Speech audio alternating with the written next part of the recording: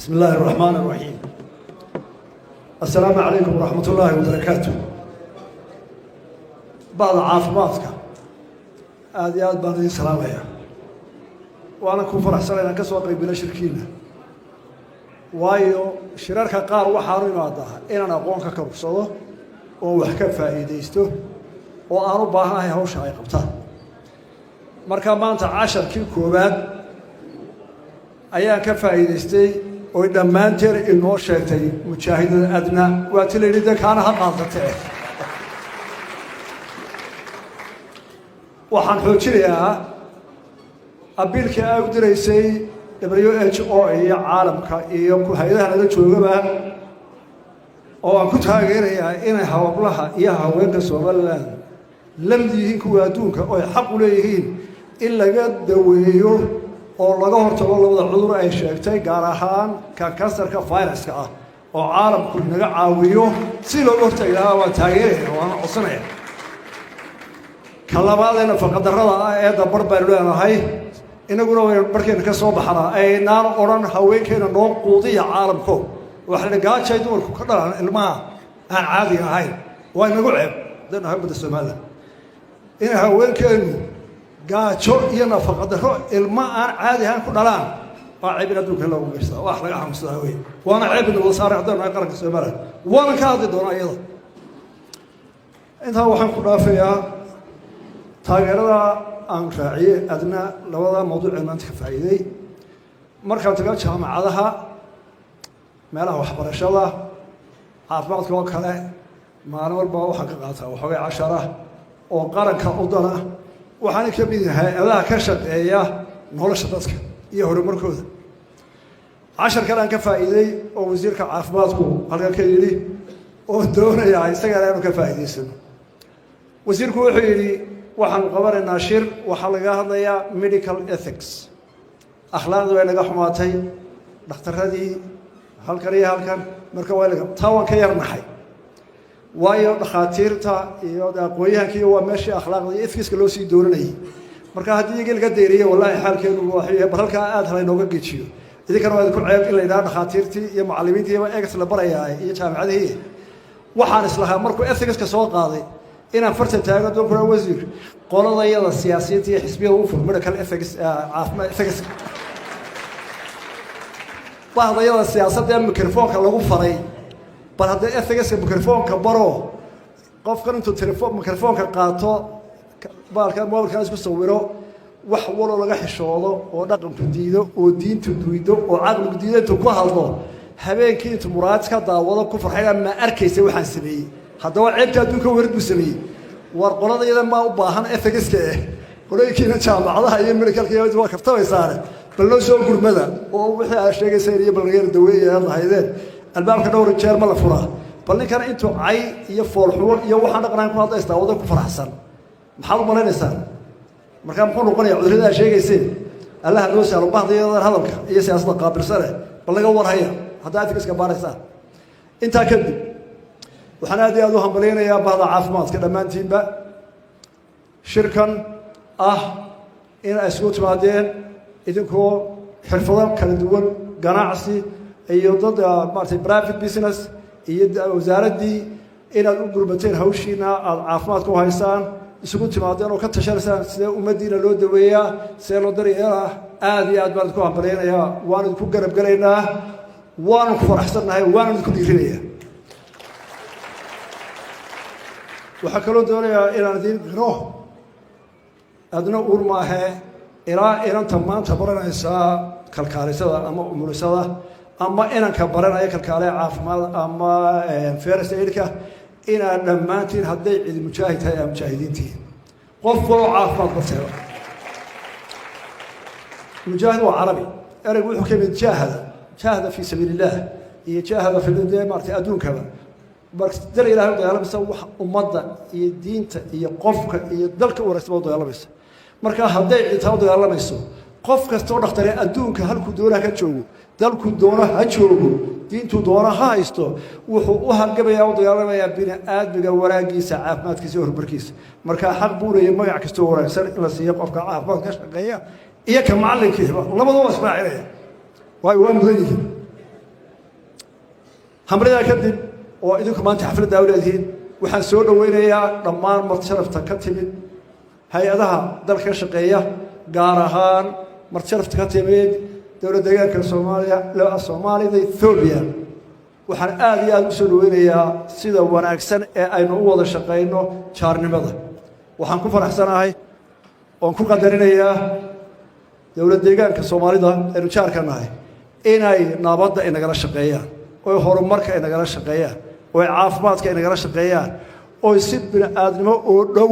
oo walaaltinimo inoo shaqeeyaan aad iyo aad baynu ugu mahadnaqaynaa taasaanaynu ku horumaraynaa annagana intaa in leeg bay naga filanaysaa shacab iyo xukuumadba walaaltinimo nabad iskaashi wada shaqayn shar oo dhanna aynu ka wada hortagno khayr oo dhanna soo wada dhoweyno sidoo kale jaarkeenna oo dhan dhinac walba intaa kadib hambaryada iyo soo dhoweynta dee malaa aniga iga filamaysa inaan caafimaad ka warrabo oon sheego caafimaadka iyo dhakhtareed dee idinka idiin sheegi maayo laakiin tu kale aan idiin sheego u baahan tihiin oona wada baahannahay dadka mutacalimiinta ah ee aada cilmiga u barta macallimiinta dhakhtarada injineerada abwaanada artist soo qaad dadka aada fikiro dhamme hal aan isleeyahay malaa sax maaha bay qaataa intaa waktigiisa wax kulmanaya bini-aadmiga horumarkiisa had iyo habeen wuu shaqaynaya nin baanu kabtananu saaxiib noo dhaktara iga yar weyn laakiin aanu aad wada isnaqaano markaa waxaanu isku qabsanay labadeeda shaqo dadkuna markay eegayaan labadiiba dabeecad xuntii bay dhataa labadiina waa cadho badantiin waxbay nagu sheegaanoo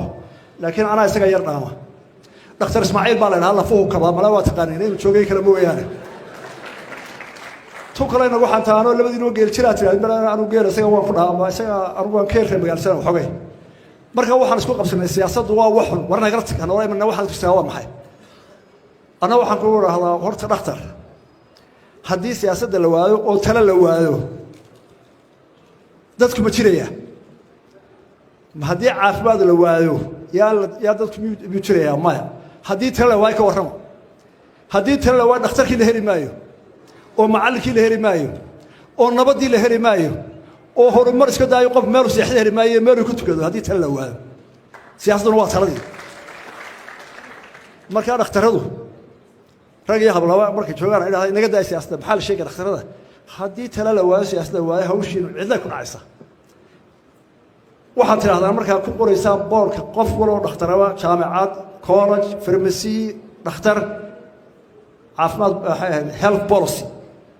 maxaa policy u qaadaysa marka dhakhtarka mar ayadka qaranka u diidaysaa ay uga baxsanaysaa policy waa dhakhtarka hawshii caafimaadka isku qabanaysa tii qarankanu ka wada hadlaynaa marka waxoogaa waqti yar baan kaga qaadayaa amba tiina waa dhegeysta haddaa taadin haystiidsiinida dalku maanta waa nabad ilaahay mahadii sanadkana roob badan buu ahaa nabad badan waa degan yahay 30 sano Soomaaliland marashay dheeraad muruqeeda adkaaday cadawgeeda waa ka adag tahay warwar ma qabto cid ilaahay boo ibn aadam oo waxyeelay karaam wixii qaadi kara cadawgeedana maanta warwar kama qabto way jir dhigaysaa gudaheedana way isticmaashahay gudaheedana waa dal midaysan dimuqraadiya tala wadaag leh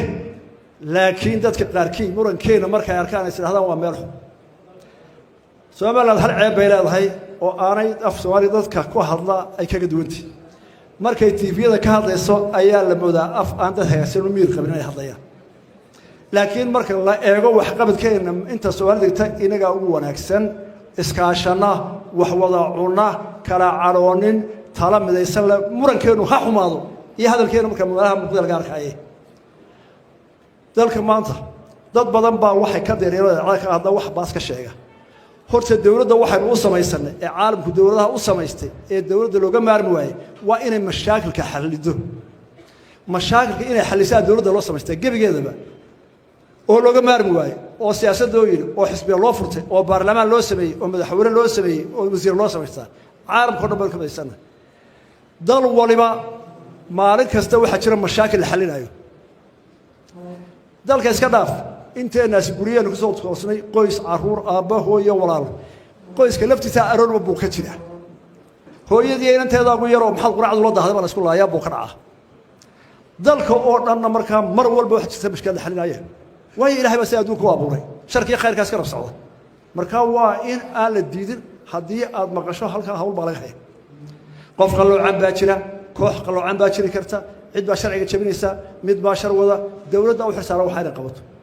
waxa kale dawladdu u xirsaaran tahay si sharka loo yareeyo in dalka horumarkiisa laga shaqeeyo oo dhaqaale loo doono oo caafimaad loo doono oo tacliin loo doono si ay u yaraato dhibaatadu markaa dawladda fadhuma yaala 24 saacadood ee maalin walba waxay ku fogan tahay hawsha markaan soo dhawaado geeskan Afrika maanta aynu ku noolahay bal amuurta ilaahay caalamka oo dhan baa isku yimid oo wada danaynaya oo wada doonaya dawladii waaweynaa Mareykan China Ruush Turki Iran maxaan ku Sacuudi ninkii ama dhaqaale ama xoog ama cilmi isku tuubayo geeska Afrika ku soo jeeda imaka urmaaha waa warigeedii Allaheed markii isticmaalku dalka boobay meeshii loogu soo horeeyay ee adduunka hor isku herdiyay geeska Afrika baa waayo ilaahay wuxuu ku abuuray halkan oo inagu abuuray ka dhigay juqraafi aan meelaha adduunka ugu muhiimsan badacas waxa la sheegaa inay sanadkii maraan in ka badan 700 oo bilyan bucsharo qiimaheedu tahay oo Yurub iyo kala socoto bariga Aasiya marka dal kasta ilaa Mareykan ilaa China way saamaysaa meeshan aynu deganahay noloshooda iyo dhaqaalooda waxa ku soo biiray dhaqaalaha dadku ay daafacanayeen noogu yimaadeen laba qodob oo kale geeska Afrika oo badiisa iyo barigiisaba inta geeska Afrika isku dhahdo barwaaqo badan laga daawanayo hadday tahay macdan hadday tahay shidaal hadday tahay badda oo dawlad wala xoog leh ama cilmi leh ama dhaqaale waliba ay doonayso inay wax ka hesho farsamo ka saakentay waxa kale oo muhiim oo adduunku maanta waxa soo diyaarada iyo waxa soo maraakiiba iyo waxa soo dhaqaalaha nin waliba u ordayaana waxa weeye geeska Afrika nin waliba waxa ka doonaya inuu amnigiisa ka ilaasho waayo in alliya inta la sheego xaq jir ama laga baqo ama colaad ka jiraana geeska Afrika ka jira nasiib darro iyadoo intaas oo barwaaqaale waxay noqotay geeska Afrika boqolkii sano u dambeeyay meelaha ugu dhib badan ee colaadu ka digi waayeen maanta hareeraheenna bal yama waxa ka dhacay waxay noo jirtaa 300 kilomitir waxaan ahayn 200 kilomitir bal Soomaaliya eeg waxa ka dhacay waa jaarkeena waa isu furanahay dhibaatada inta leeg ma ka socota mar walba cid kasta si kasta ku baadiyay waxa ka oogan xasarad marka qolo waliba waxa isla xasaradeeda leh iska ilaali loolanka caalamiga ee maraya dawladaha ku jira geeska Afrika oo fara badan oo dhamaantood taag daran waana midna xoog maanta adduunka ay korshtaan lahayn waxa ka noolaan kara oo ka nolosha mustaqbalkiisa kala dhex dabaalan kara ciidda isku tashata midaysan garanaysa si mawjadaha socda iyo adduunka isla socda halku dantiisa ka baarnahay ka bixi lahaa qofkii dawladii isku tashata taladeeda midaysata khilaafkeeda hoosana yaraysa keeda guudna samaysa ayaa ka dabaalan kara ubadkoodana mustaqbal u dhigi karta sanadaha soo socda halbeega Soomaaliland halkee ka joogta ilaahay mahadi waxaan qabaa inaan meel aad iyo aad u wacan ka joogno ma ihi dadka mutashaayimka ah ee rajada xun ee waxa ay waxaasanahay u fiirsa hareeraheen oo dhan Djibouti Soomaaliya Ethiopia intaba waa la ictiraafsay intaba waa la taageera intaba baanka adduunka wax ka mahadaan intaba waa la garab taagay Soomaaliland sodon sano ilaahay mooyee cidina ma ictiraafsana cidina waa xumo oo gola waliba cadad xoog oo la dagaalamay hadana بفضل الله وحمده إلهي يوم دي صوام بدايسان يتشجعنا أي إنه كتاجر النور بس كجنا وحرك عليه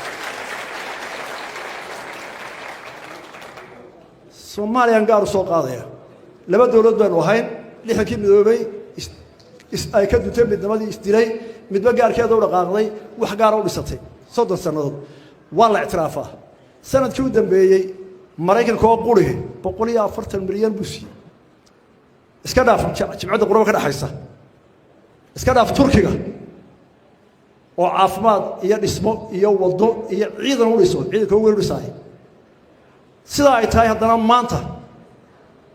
bal hadda eeg waxaas u dhigay oo intaas oo garab haysata oo si walba loo taageeray maanta kismaayo dagaal baa ka socda xamar dagaal baa ka socda oo dowladda farmaajo labadii madaxweyne ku xigay maalin walba way xidhaa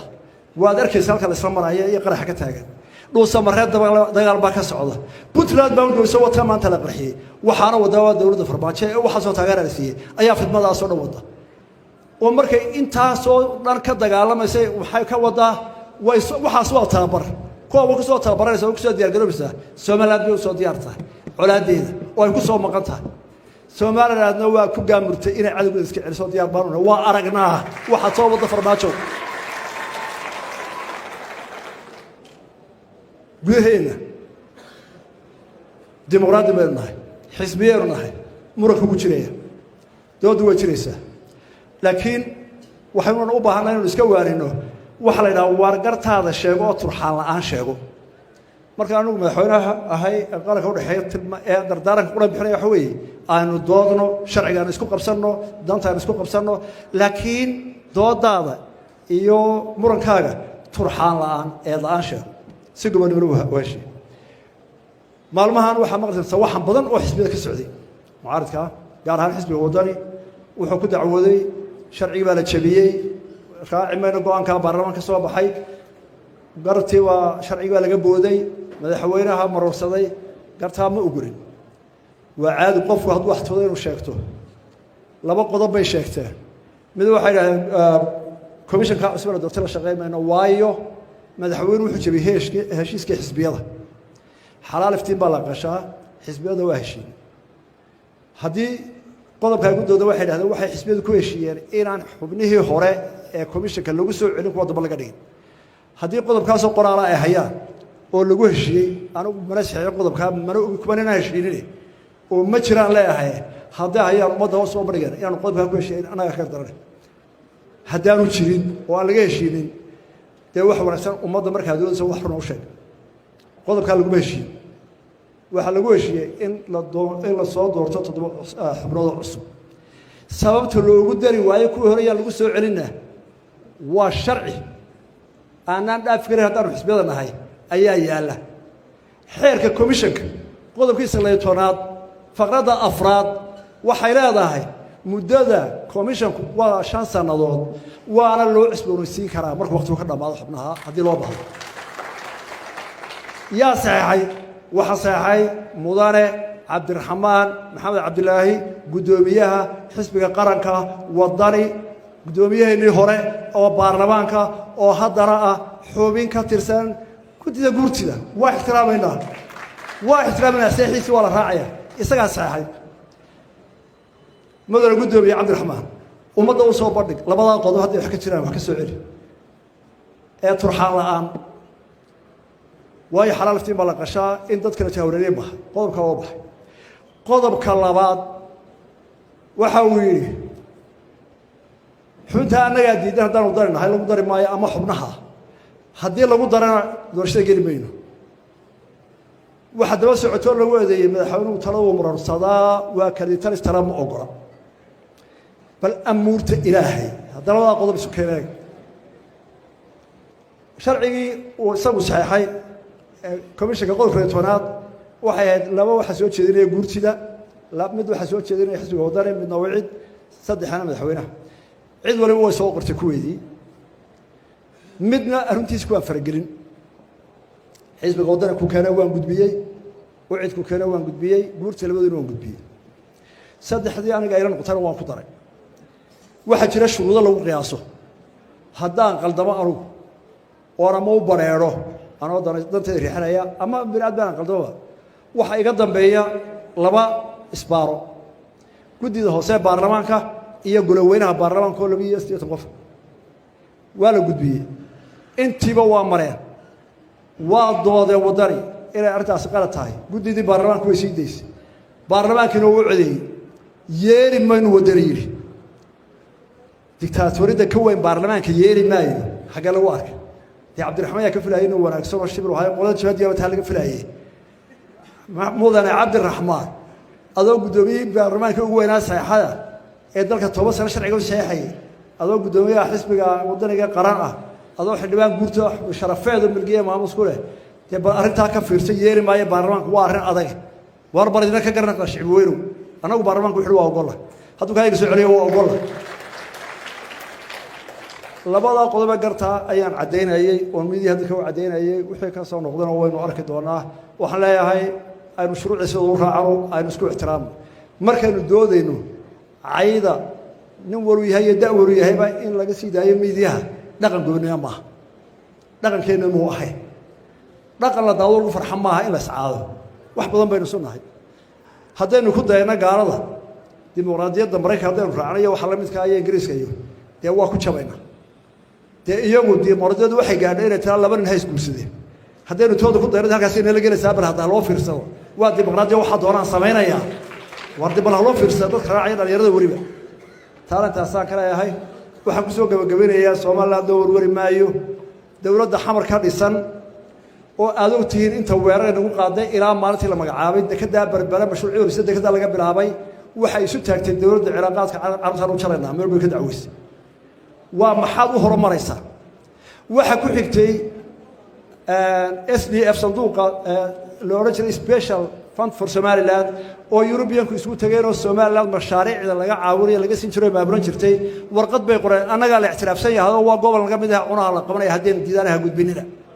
waxaa ku xigtay ekaaw isku dayaan diyaaradaha halka soo maray waxa kamid ah dawladda Soomaaliland soo dhaweysay ama marti qaadaan cilaaqaadka loo jiro war waxa xuna gacanta ugu jira meega geebayna soo dhaweysay waxa ku xigay tukaraq dagaalka ay ku qaadaan Soomaaliland gudaheeda ay hada sidee u degtaan meel Soomaaliland kamid waxa wax laga naxaa in xisbiga wadani rag kamid ah amaanaan isla taagaan kula dul dhacaan xamar maanta وربطوا وحسب سواء أمان نجا مدن مسائل اللي يسكع عليه لو ديا جروا عدو كبار ده وقت بوحة إنه كقدر ينا نقل كفرمات ولا بدي مدحونا كل حراية إيربورك إما أنت حمر كبر شيء يسقوا أور حكومين ماشى هذاين في الصومالية ولا لا بدي مدحونا يقول حاجة حتى نقل الصومالية ما هستير في سياسته كقال ميركود بتحصيل ما نرعنا وحيرتها ملها قاركود عنهم صنوا وينا كل عدو جينا تقول كذا كنت ترانو وحنا شيء كل داريا أقوياء jaamacadaha dhakhaatiirta injineerada abwaanada dadka maskaxda fikirka badan lahow talada dalka ka qayb qaata hadii kala tacabkiru khasaar noqonaya taasoo warku badan Soomaaliland waxaan ku hambalyeeyaa ganacsigeeda madax dhaqameedkeeda culimadeeda ardaygeeda haweenkeeda reer miyigeeda kabada ka kalumaysta midnimada iyo difaaca iyo adkaysiga gobonnimadooda iyo qarannimadooda sida aadna ay naftooda u horayaan ayaan aad ugu hambalyeeyaa Soomaaliland ha noolaato midnimo iyo horumar baan ku rajeynayaa. Wassalaamu calaykum wa rahmatullahi wa barakatuh.